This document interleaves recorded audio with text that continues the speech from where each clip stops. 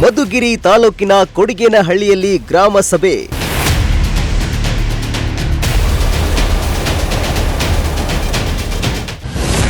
ಗ್ರಾಮಸ್ಥರಿಂದ ಹೆಚ್ಚುವರಿ ನಿವೇಶನ ನೀಡುವಂತೆ ಆಗ್ರಹ.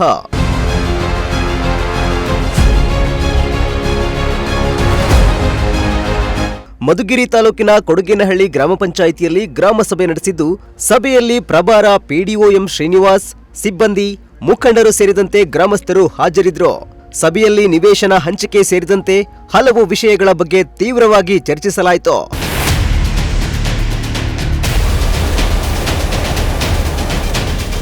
ಈ ಹಿಂದೆ ಗುಂಡಗಲ್ಲು ಗೇಟ್ ಸಮೀಪ ನಿವೇಶನ ಹಂಚಿಕೆಗಾಗಿ 5 ಎಕರೆ ಜಾಗವನ್ನ ಗುರುತಿಸಿ ನಿವೇಶನಗಳಿಗಾಗಿ ಅರ್ಜಿ ಆಹ್ವಾನಿಸಲಾಗಿತ್ತು. ಸುಮಾರು 1360 ಮಂದಿ ಅರ್ಜಿ ಸಲ್ಲಿಸಿದ್ರು. ಬಳಿಕ ಗ್ರಾಮ ಪಂಚಾಯಿತಿ ಸದಸ್ಯರ ಅಧಿಕಾರ ಅವಧಿ ಮುಕ್ತಾಯವಾಗಿದ್ದಕ್ಕೆ ನಿವೇಶನ ಹಂಚಿಕೆ ಪ್ರಕ್ರಿಯೆ ಬಾಕಿಯೇ ಉಳಿದಿತ್ತು. ಇದೀಗ ಹಳೆಯ 1360 ಅರ್ಜಿಗಳ ಜೊತೆಗೆ ಮತ್ತಷ್ಟು 65 ಹೊಸ ಅರ್ಜಿಗಳು ಸೇರ್ಪಡೆಯಾಗಿದ್ದು 5 ಎಕರೆ ಜಾಗವನ್ನ ಗುರುತಿಸಿ ನಿವೇಶನ ಹಂಚಿಕೆ ಮಾಡಬೇಕು ಎಂದು ಗ್ರಾಮಸ್ಥರು ಒತ್ತಾಯಿಸಿದ್ರು.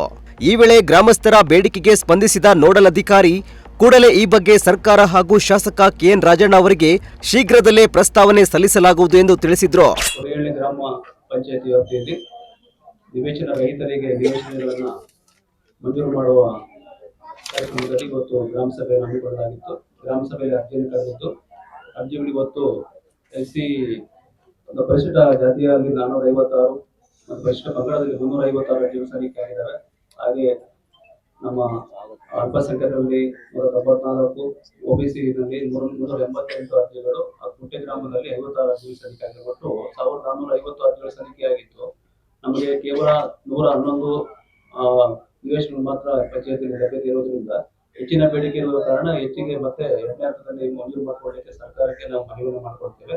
ಇರುವಂತಹ ಅರ್ಜಿಗಳನ್ನ ಪರಿಶೀಲನೆ ಮಾಡಿ ಸ್ಕ್ರೂಟಿನಿ ಮಾಡಿದ ನಂತರದಲ್ಲಿ ಸ್ಥಳ ಪರಿಶೀಲನೆ ಮಾಡಿ ಫಲಾನುಭವಿಗಳನ್ನ ಆಯ್ಕೆ ಮಾಡ್ತಾರೆ.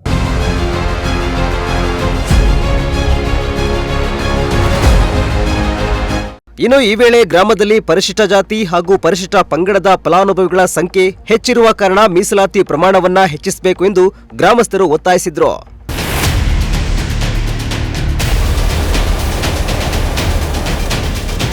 ಸಿರಾಜ್ ಅಹಮದ್, ಪ್ರಜಾಶಕ್ತಿ ಟಿವಿ, ಮಧುಗಿರಿ.